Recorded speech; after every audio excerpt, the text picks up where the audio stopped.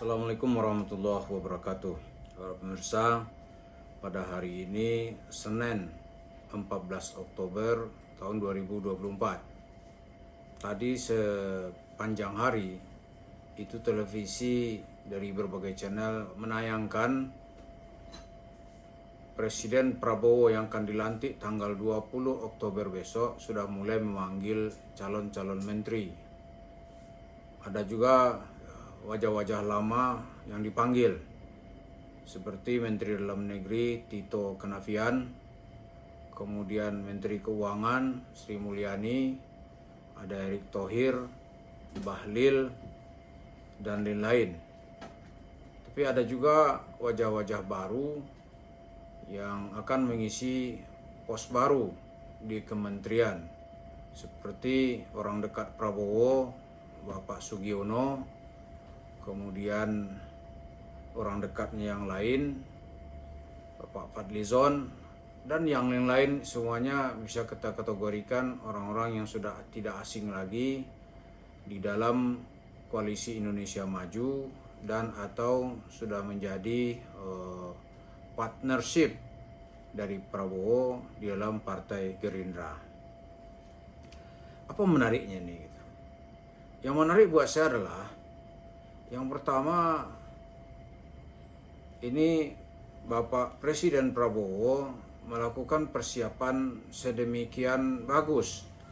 Jadi siapa-siapa yang jadi menteri dicoba di-interview, dicocokkan data gitu. Sebagaimana yang dilakukan oleh presiden sebelumnya. Ya kan? Jokowi juga melakukan hal itu, SBY juga melakukan hal yang sama. Yang menarik lagi adalah ada Imam Besar Masjid Istiqlal, Bapak Profesor Dr. Nazaruddin Umar, juga dipanggil. Apakah ini akan mengisi pos Kementerian Agama, kita tidak tahu. Tapi yang sangat membuat saya surprise ya, saya sampai bertanya tadi ke teman-teman, ini Sumansur udah dipanggil belum? Orang-orang semua ketawa yang saya tanyain. Karena tadi sholat zuhur, ya saya nggak nonton televisi. Jadi saya pikir ada kelewat. Isu Mansur dipanggil nggak? Karena isu Mansur ini buat saya itu menguji kebenaran dan kejujurannya dalam berbicara. Katanya kan beberapa waktu lalu dia ditelepon oleh Bapak Presiden. Pak Prabowo menelpon, dia mengatakan Ustadz orang berwibawa. Omongannya didengar oleh rakyat. Walaupun dalam pemilu kemarin, omongan Sumansur itu adalah omong kosong. Dia ikut nyalek, kalau dia memang seorang pemimpin yang didengar oleh masyarakat, tentu suaranya enggak 1.300. Gitu. Itu satu. Yang kedua, benar nggak dia dipanggil oleh Presiden Prabowo gitu? Kalau dia dipanggil, berarti kita agak percayalah bahwa dia sebelumnya memang pernah ditelepon. Tapi ini nggak ada. Ini bau-baunya juga nggak ada. Ada kawan-kawan yang meliput di Kertanegara 4 itu, kita tanya, Yusuf Mansur dipanggil nggak? Dia malah ketawa, urusan apa gitu. Ya saya nggak tahu sebenarnya. Tadi saya sholat zuhur, kali namanya udah duluan gitu. Katanya nggak ada. Nggak ada. Kemudian yang berikut lagi yang penting buat kita adalah kalau dia panggil untuk apa? Ya mungkin dipanggil nanti disuruh mengurusin apa ya? Menteri urusan sedekah atau menteri urusan makan gratis dengan basicnya warung stick and shake, kan mana tahu gitu. Ternyata orang-orang semua itu merasa aneh gitu. Jadi kalau si A dipanggil misalnya perwakilan dari internal Partai Gerindra, ya itu wajar.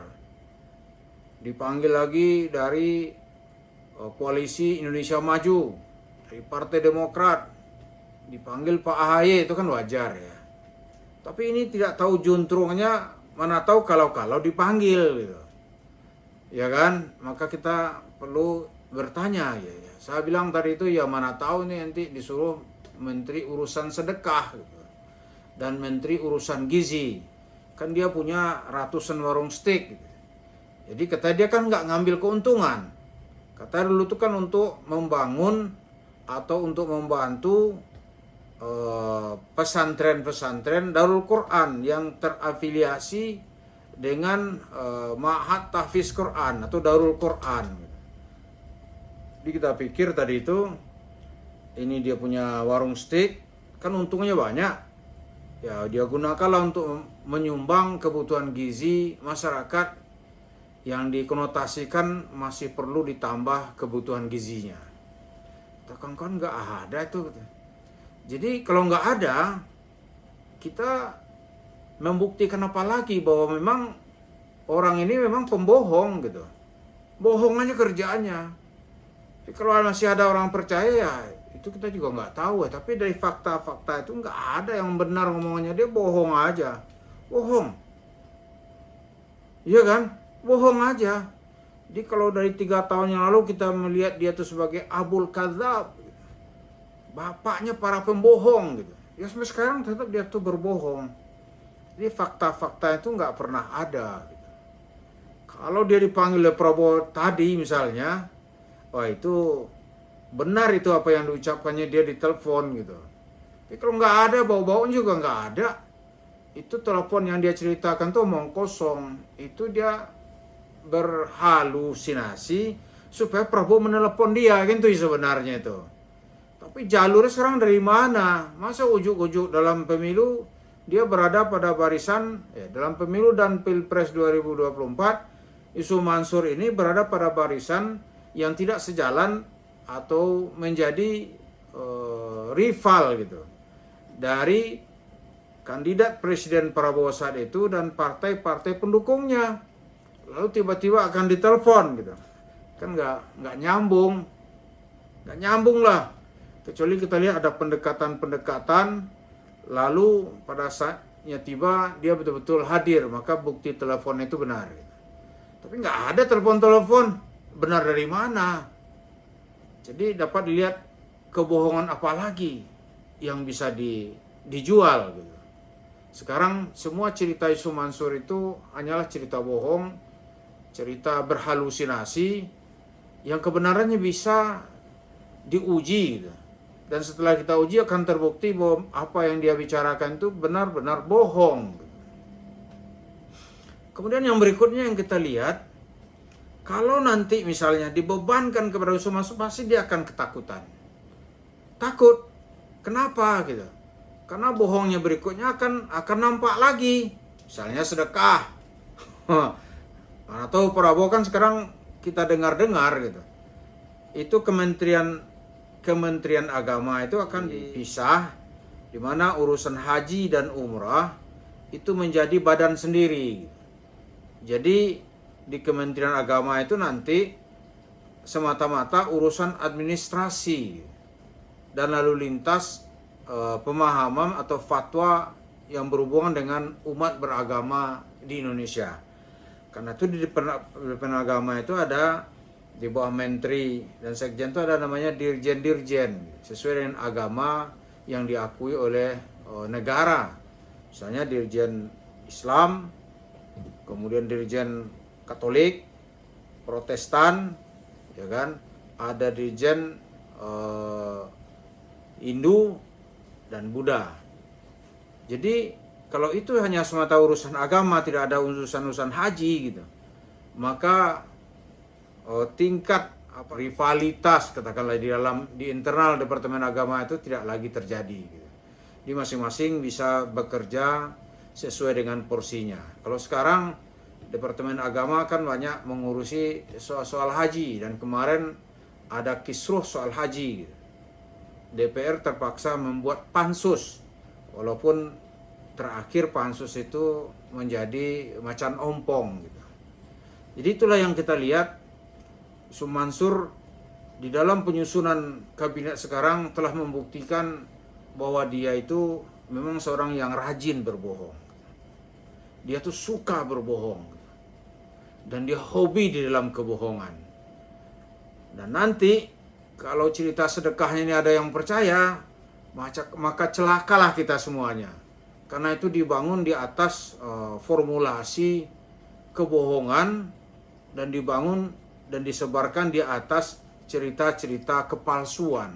Dibohong, palsu, bisa kita tambah dengan bahasa agamanya, badannya bersifat kurafat, dongeng-dongeng. Kalau itu yang dipercaya oleh masyarakat kita, maka Tuhan tidak akan menolong kita. Ya kan? Karena itu tidak ada yang mendekat ke Yusuf Mansur itu kebagian rezeki kaya, nggak ada. Dan Yusuf Mansur sekarang ini juga digugat di mana-mana karena dia dituduh oleh masyarakat yang pernah menjadi korbannya sebagai orang-orang yang telah memperdaya mereka, bahkan quote and quote juga sudah menipu mereka. Yang hasil nyata nampak sekarang ini bagi Yusuf Mansur hanya uang jemaah tadi itu, dia bangunlah warung stik banyak-banyak. Dan kalau benar dia dipanggil oleh Prabowo, maka tahun depan itu mungkin warung stiknya bisa mencapai 500. Sebelumnya kita bilang ini 200, tahun depan 300. Kalau sekali dipanggil, dipublish, maka dia akan timbul kepercayaan diri yang luar biasa. Maka dalam sebentar aksi tipu-tipunya di mana-mana tidak bisa ditahan.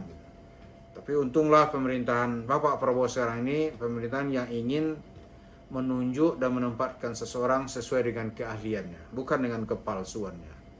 Kalau zaman Orde Baru lu disebut dengan zaken kabinet ahli. Di orang-orang yang ahli dan profesional di bidangnya lah yang bisa menempatinya. Karena itu Yusuf Mansur tentu saja jauh dari cerita-cerita itu gitu.